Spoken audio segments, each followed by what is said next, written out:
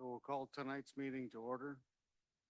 So first item on our business is the roll call, please. Here. Chair War, Here. Commissioner Breen, she's absent. Commissioner Dixon, Here. Commissioner Vaughn. Here. You have three members. So we have a quorum. You have a quorum. Thank you. Next item on tonight's agenda is oral communications. This is where members of the public who would like to speak to the ASCC for items not on tonight's agenda can do so. Anyone here in the room? Online? No one online. Okay. I'll move on to the first item, new business, architectural review to allow a new detached garage, pool house, new pool. Big enough so I could see it.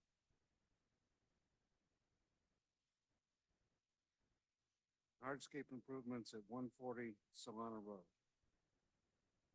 Thank you. Paul, you want to go? Yes, thank you.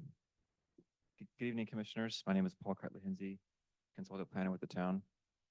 This first item before you tonight is for an architectural review for a new garage and pool house and landscape improvements at 140 Solana Road. So the property at 140 Solana is located at the end of Solana Road, which offshoots Westridge Drive, and it is near Naranja Way, Zapata Way, and Paloma Road.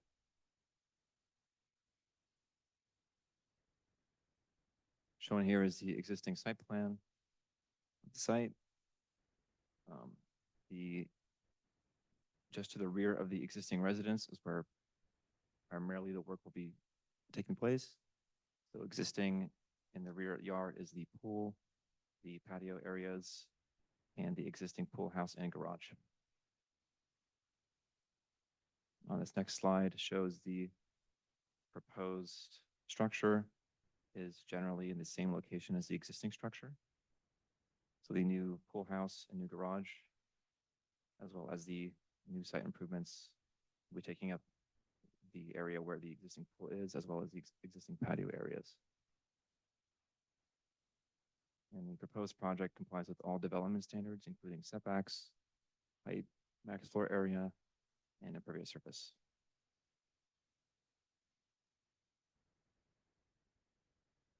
Shown here are the front and rear elevations of the proposed structure. The top one is the rear elevation of the pool house and garage, which of course is facing the rear of the property. And the bottom one is the side, which will be facing the pool area.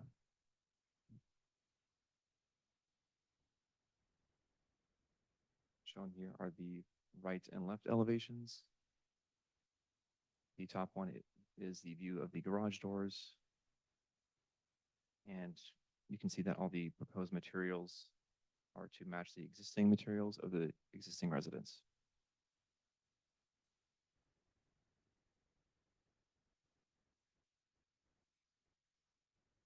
The colors and materials of the proposed work is shown here.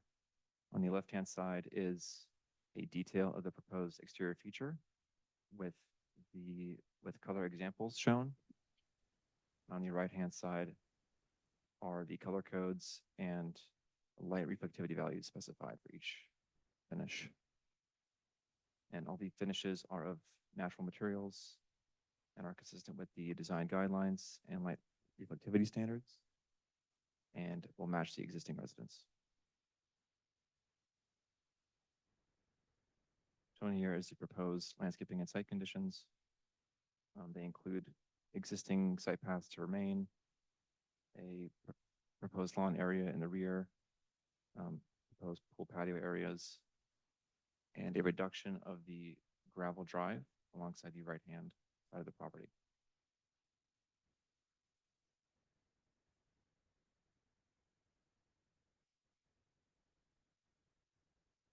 The proposed planting as a part of the project are is shown partially here. The proposed plantings are all in natural groupings and include a mix of species. The project complies with the maximum applied water allowance for the site. And shown here is a partial plan of the plantings near the rear where the pool is located. And a couple of the larger shrubs include Concha, California lilac, Pacific wax myrtle, and deer grass.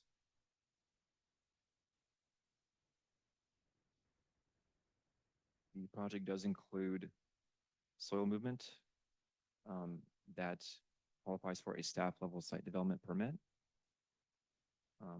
85 cubic yards of that soil movement is counted toward that site development permit, with 35 cubic yards of cut for the building pad. So a total of 120 cubic yards of soil movement.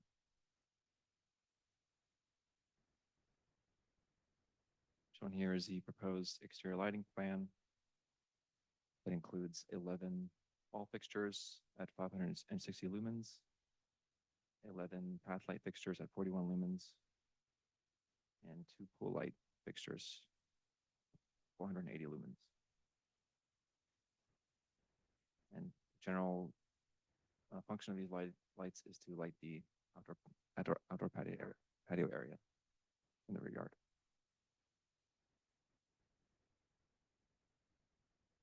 Notice of the public meeting was mailed to all property owners within a 300-foot radius of the site on March 14th. The applicant has conducted their own neighbor outreach for the project, and to date, no public comments have been received.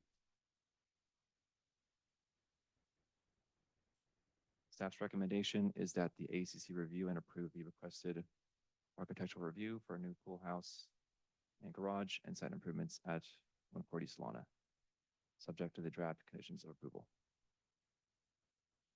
That concludes this presentation, and I, as well as the project architect, are available for questions. Thank you. Any questions of staff? Okay, applicant?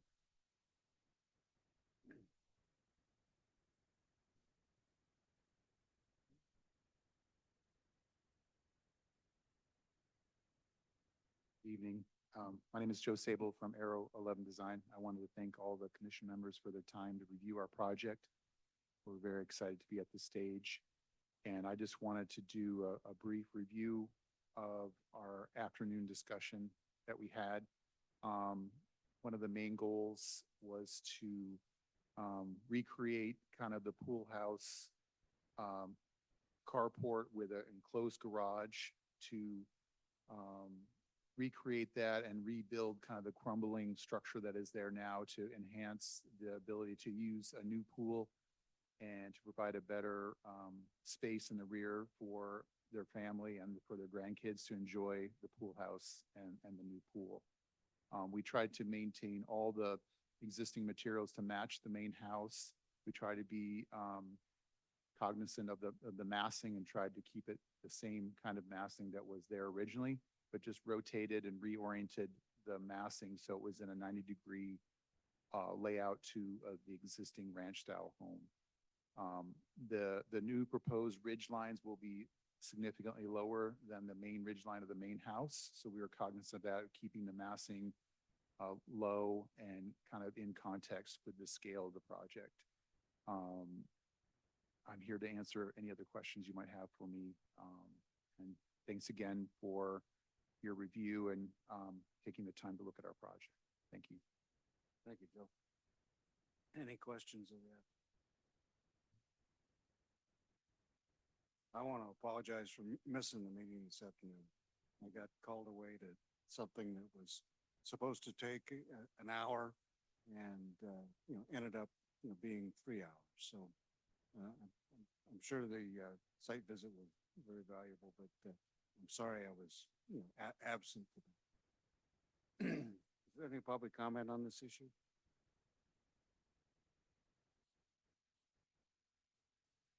Waiting for hands to be raised online. Currently, no hands are raised. Okay. We'll go to discussion. Anna?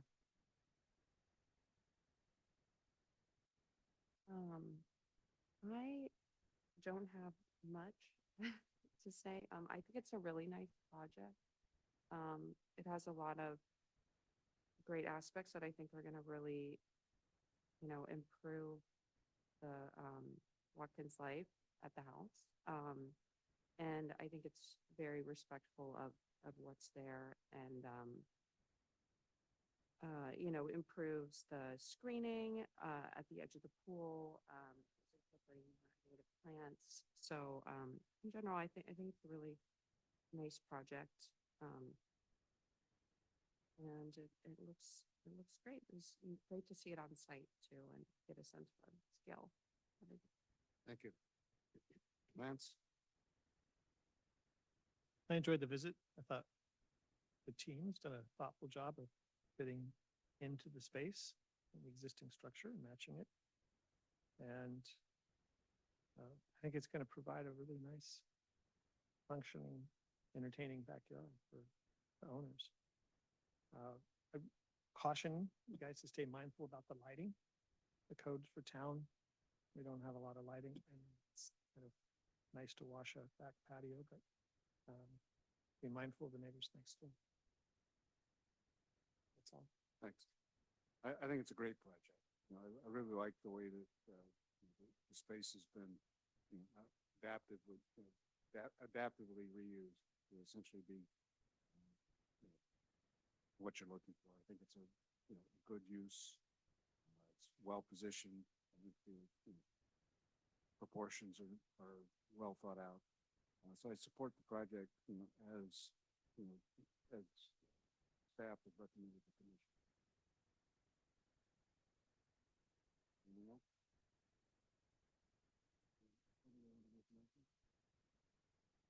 Make a motion to approve as presented. I'll second that. All in favor? Aye. Aye. All opposed? Passes 3-0. Thank you, Steve. Thank you.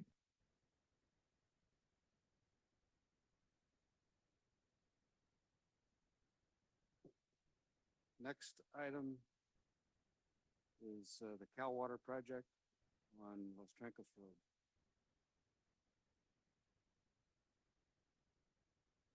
Brandon, you want to start, please? Staff report. It will actually be Jeannie presenting via Zoom, and we'll bring her up right now. Just for a moment, I'm going to work on sharing my screen, which I'm having difficulty with. So thank you. Can everyone hear me? Okay. Sorry.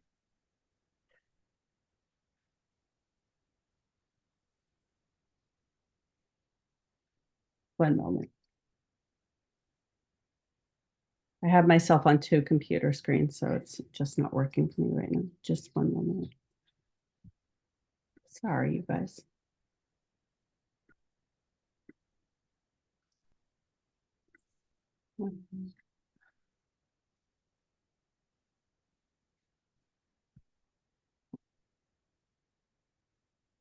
I will share, and then I am gonna have to transfer my screen. So one moment.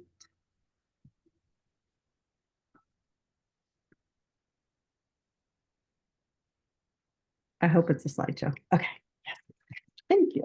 As if I've never done this before. Thank you. Good evening, ASCC and members of the public. The item before you tonight is for an architectural review at a California service water station on Los Trancos Road, known as Station 33. Located within easements granted by the Portola Glen Estates Homeowners Association. The proposal includes demolition of existing structures and site elements, one significant tree removal, replacement fencing, and new site upgrades to the site. Soil movement associated with site development permitting is less than 100 cubic yards, which is performed at staff level review. The site is located on Los Trancos Road, approximately which is south of Oak Court. The parcel is located within, as I've mentioned, the Portola Glen Estates PUD. This PUD was approved in 1988 and allows the HOA to allow easements and conveyances for utility facilities. Cal Water parcel is 2,565 square feet and located above Los Trancos Creek. The parcel is located within geological soils, soil types QSW.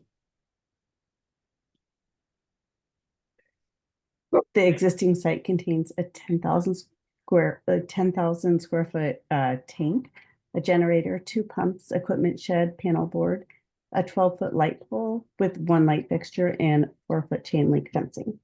The site is accessed from an easement that includes a compacted gravel driveway.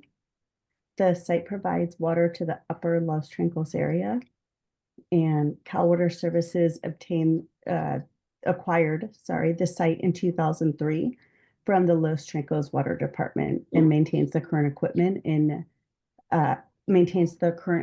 is outdated and inefficient. In the staff report, I identified that the site was acquired in 1988, I believe, but that information was incorrect. So the information that I just provided is correct.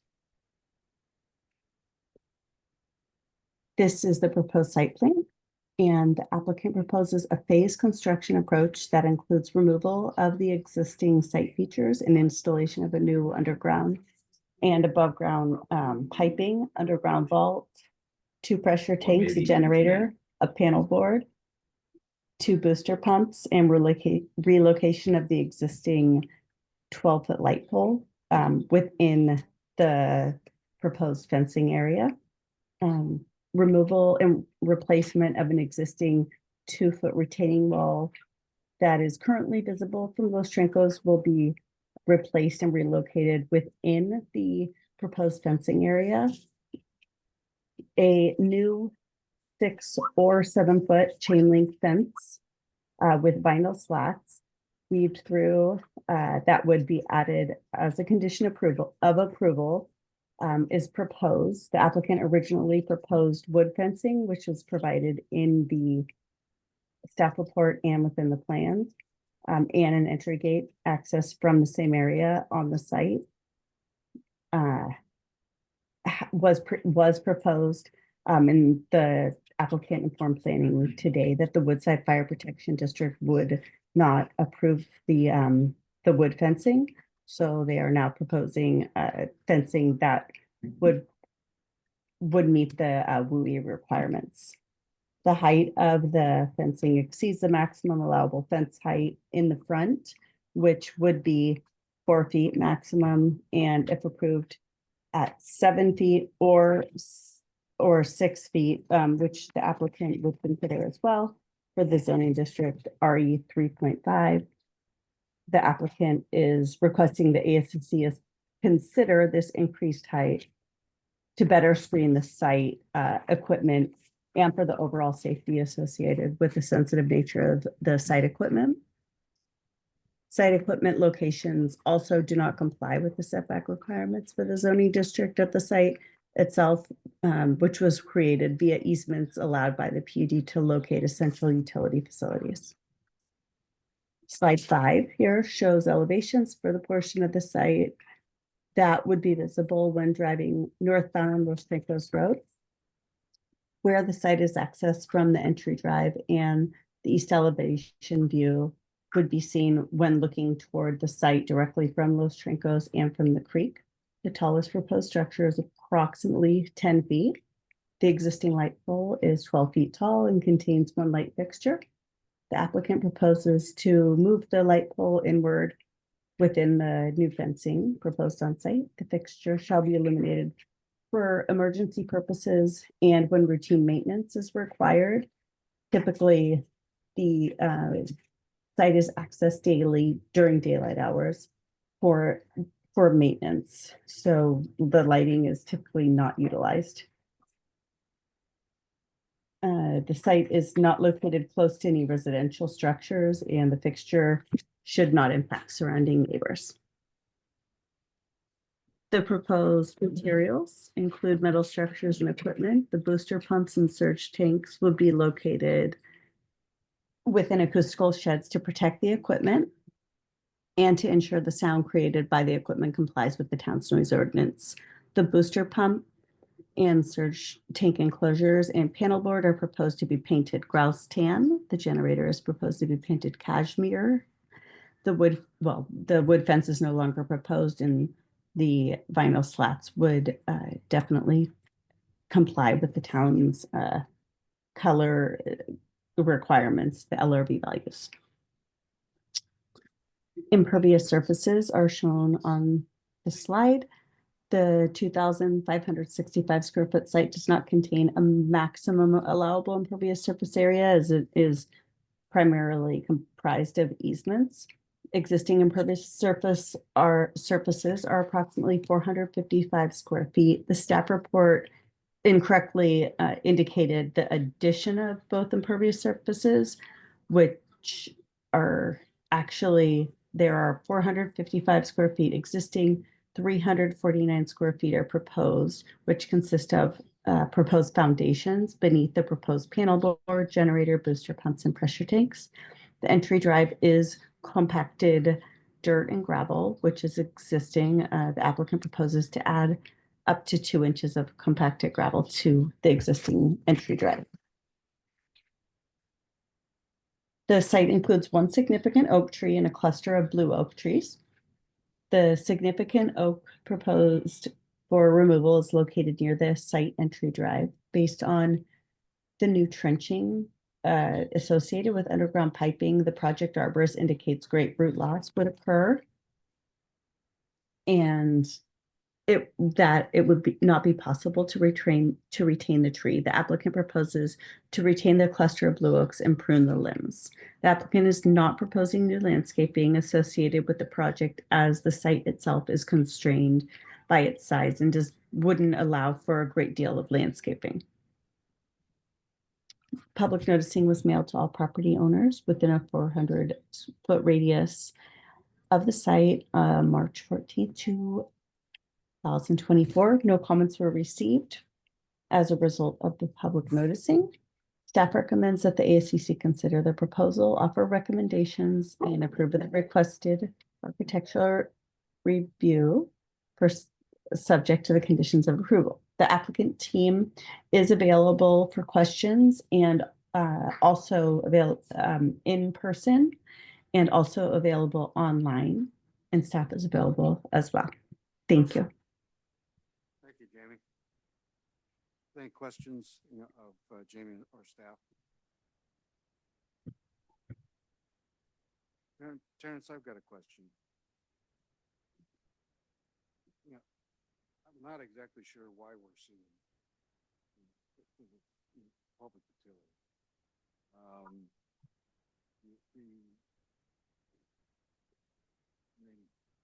it really is, a matter of necessity.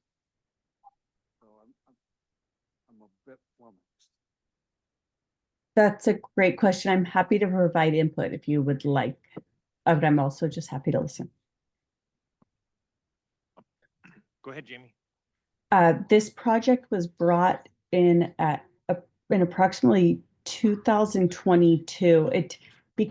And I'm pretty certain that the project was recommended to the ASCC based on the fact that it doesn't comply with easements, with setbacks, setback requirements, and then wouldn't comply with lighting requirements. But we wanted to, and the fencing the height wouldn't comply as well. However, there was a determination made, and this project went from, I'm the third planner on it since 2022, and I've brought it as fast as I could to the ASCC based on the fact that it doesn't meet the required setbacks in the zoning code, and the town had already brought it to the ASCC, and so here it is in front of you tonight, and I can't see that it would be a very difficult determination to make. I guess that really didn't answer my question. That's why it was brought. It was recommended prior to my, because it doesn't comply with setbacks. There's nothing in the code that states that a utility doesn't necessitate ASCC review. But it's not a conditional use. You're correct. A conditional use would go to the planning commission. But the use, it did adjust some of our standards. So that's why it was brought to the ASCC. It's about the design, it's not about whether or not you have it. You're correct, Mr. Chair. You need to have water. And it's an existing facility, but they are making design modifications that go against our ordinance. So that's why I brought to the ASCC. It would appear to me that, the planning commission, would need to make these decisions, because, the fencing by itself, the front yard setback, the creek setback, I'm happy to approve it, because I think it's pretty well thought out, but the issue for me is that I don't know that the ASCC has the capacity in our charter, to provide the variances associated with it. There clearly is a history of existing use that allowed this, and I don't know exactly what that existing use provided for. And I'm flummoxed on what our charge is.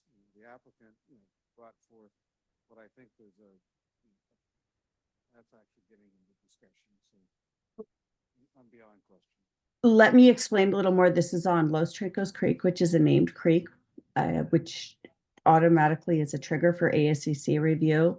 Also, the site itself would not comply with setback requirements, as I've already stated before. And the lighting being a 12-foot height in that zoning district wouldn't comply. And so the project was brought to the ASCC for those three reasons.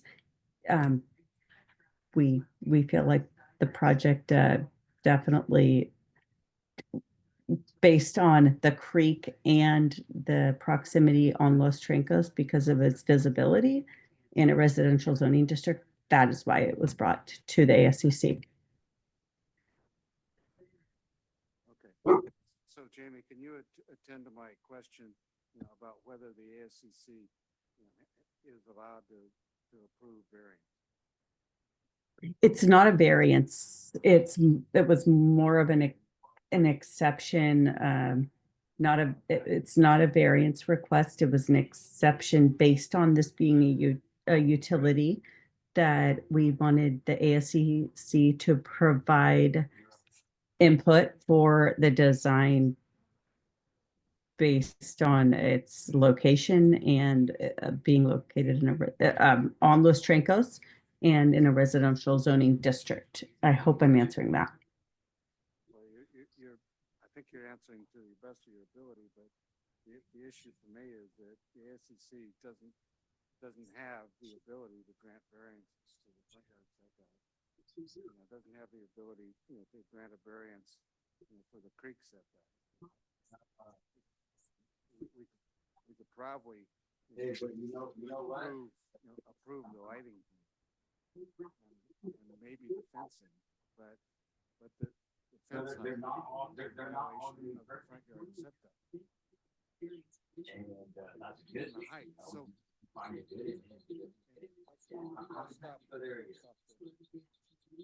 Regarding Provide a presentation from the applicant. just quickly to answer one point on the fencing, the code does allow the ASCC to make exceptions based off of the site's size, location, and use. for any of the fence standards. So you do have that authority explicitly in the code when it comes to the fences. Thank you, Brandon. Thank you for explaining that. That's a perfect explanation. Thanks. Introduce yourselves and, Robert Godfrey. I'm with Cal Water, the project manager for this project. William Torsch, I am the operations manager for Cal Water. Great. And behind me, I have Lee Blevins, he's our production superintendent for bid. awesome.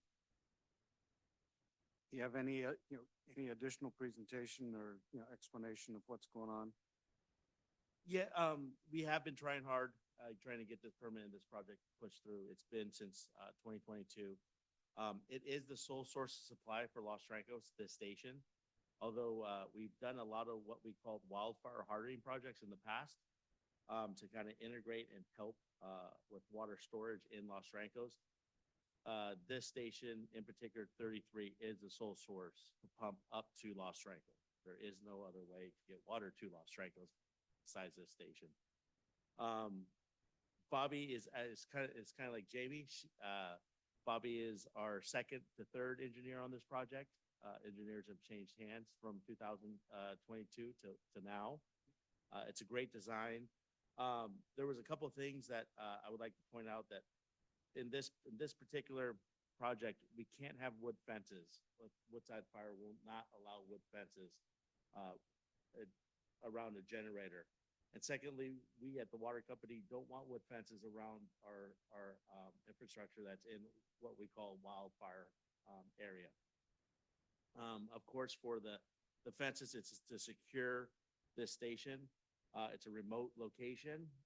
We don't want anyone to tamper with it because it's a necessity and how critical it is for the Los Trancos community. And then Bobby could speak to the fact of the different things that he is planning on this project. One being a surge tank. This property never had a surge tank. It's great. It's going to mitigate spikes in the system. And like I said, we came to the town of Portola Valley. We've been working with town Portola Valley on numerous projects in the Los Trancos system. I think we did about five projects in the last 3 years in that system. We kind of went to the county which was the town of Portola Valley. This one's right smack dab on that line. Do you want to talk about any of the infrastructure that? No, I mean, I was just gonna say that, this project is critical for just, the aging and obsolete equipment and, by us investing in this project here, we're just gonna be able to, give ourselves a lot of reliability, to support the system in this remote area. It's kind of the main thing. Jamie summarized, the project really well. Thank you. Is there any public comment on this issue? Anyone here in the room? Okay. Anyone online? Waiting for folks online. Currently, no hands are raised. Thank you. Lance? Hey, I guess we can opine on it. Yeah. Okay. If you want, I can start. I can see the need for a light. Does it need to be 12 feet? Could you not go lower, get it down below the edge of the fence and maybe have two for almost task lighting for the two sides and not have it radiating all night? Yeah. We definitely could look at that. We have pump operators that will go out there and maintain this property each and every night for their safety. And we're looking at one sole light that will it actually come on when we're visiting the site. It won't be on other than that. Oh, so it'd be motion activated? Yeah. Could you manual? Oh, it's a manual switch. Yes, and we are relocating the existing light. that's Fair enough. already there right now. I would draw most of the question then. No This- worries.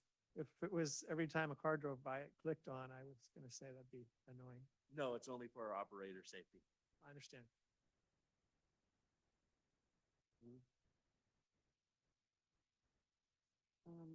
I don't really have any questions. I mean, in terms of the fencing height.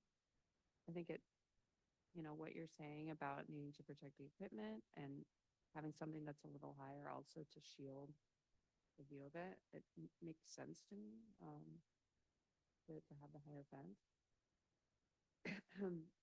But yes, I mean, other than that, I am assuming that you have laid out the equipment to the best of your ability and the space that you have, it's pretty constrained, so.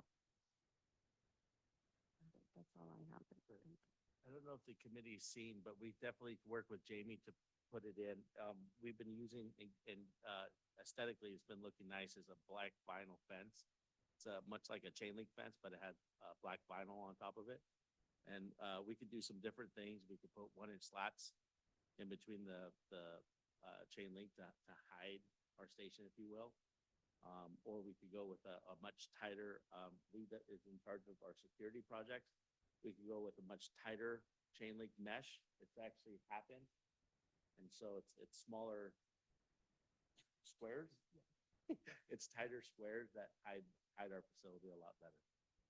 So if you want to see that, we could definitely give that to Jamie. to produce these folks. Thank you, guys. As I mentioned, it doesn't seem like an ASCC, project. Because I think that, the issues here, are really baked in, to the original approval. And I don't really see this as a change in use. I don't really see it as a change. So I would have anticipated, that the Public Works Director would be, the approver of this. I think it's well thought out. I like your phasing diagrams. I know it's an essential facility, and I'm sad that it's taken so long, to get squared away, to get the approval. So I support, the project. I'm a little, the other alternatives that you talked about, instead of vinyl slats, would make a lot more sense. Because the vinyl slats are actually, even more combustible, than the wood would be. So a chain link that close those gaps, inherently to actually screen and secure your facility. I would be in support, of that adjustment in the final action. Other than that, I'd look forward to a motion to approve. Further ado. I'm in support of that screening fence as well. I think it's better than the slats. And I'll make the motion to approve as submitted. I can second that, or will second that. All in favor, indicate by saying aye. Aye. Aye. Aye. Opposed? Motion passes 3-0. Thanks very much. Get her done. Thank you.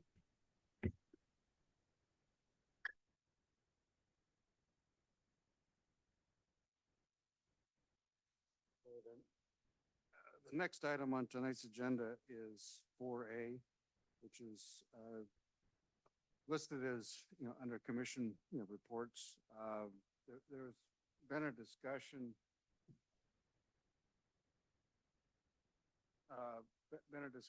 for quite some time by the emergency, planning committee, from the emergency preparedness committee, to actually get some signs, up to deal with understanding, that we actually have a radio system in town, that would notify people, of events, in the case of an emergency. Dana dropped off.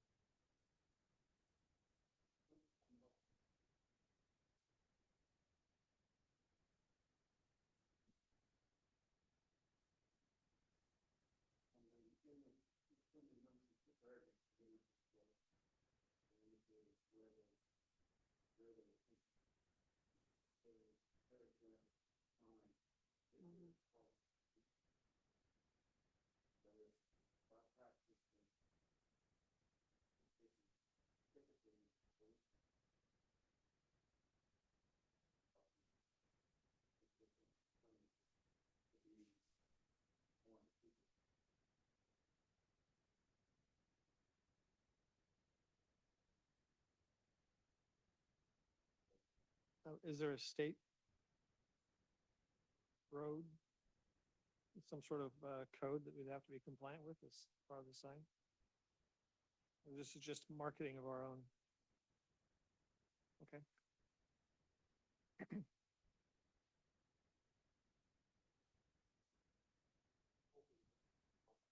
Move this forward for them.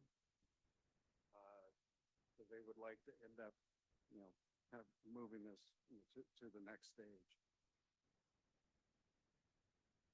And, Commissioner, is it possible for me to move the signs behind you so folks online can also view them?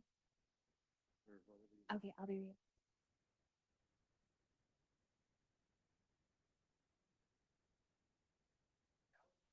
You could probably put them on the little chalkboard, right? There you go. Oh, yeah. I think the word should be, it shouldn't be backwards. What do you think?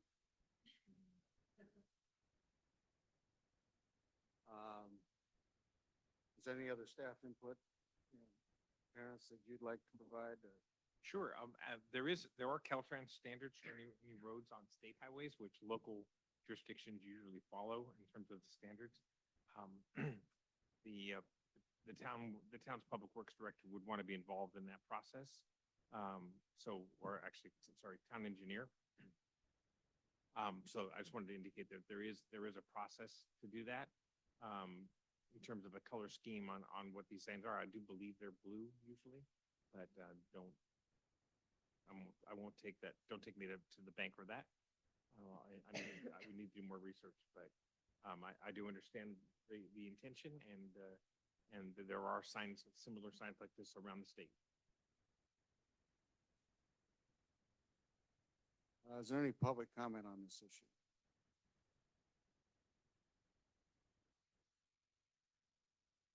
No hands are currently raised online. Ada, would you start the discussion? I don't know how much, I have to say about this. And I think it's a good idea to have. Looking at the proposal, there's certainly not that many of them, honestly, that are being proposed. So, I would lean towards using what's standard, which it sounds like that's the blue and white. Just so that, it's noticeable. It's not something that, if you're in an emergency situation, you want it to stand out and be able to find it easily. Not blend.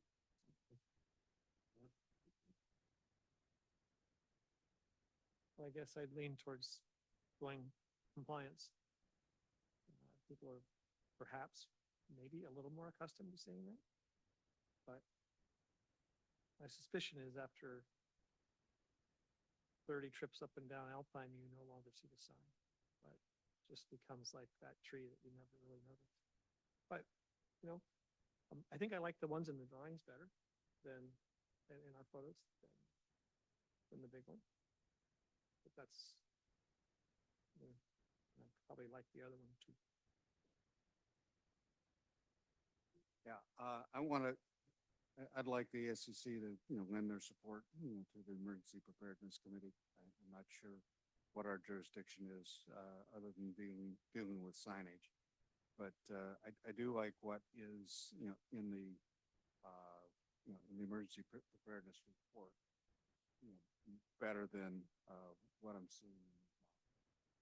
I think there's probably the point size is a little bit too small, in the pictures in the report, but I like the geometry of the longer sign in the locations that are being proposed. And the three locations are, essentially at the entrance to the town from the three roads. Portola Road coming from Woodside, Alpine Road coming from Ladera, and Arastadero, coming from Palo Alto.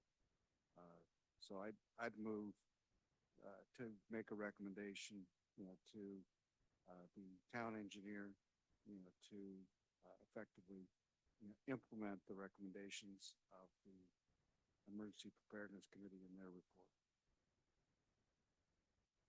I'll second. All in favor?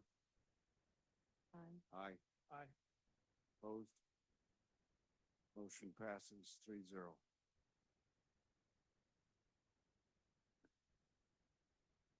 Any other, staff or commission,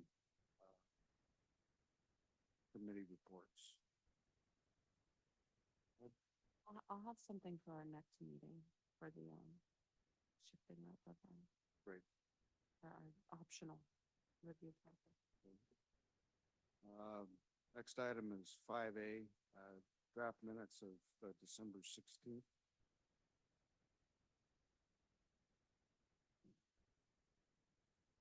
I was absent, so I'll be abstaining. Never remember, I was not a member at that time. so I don't think we can deal with it tonight. Let's move that on to, the next ASCC agenda. Time is 6:47. Meeting's adjourned.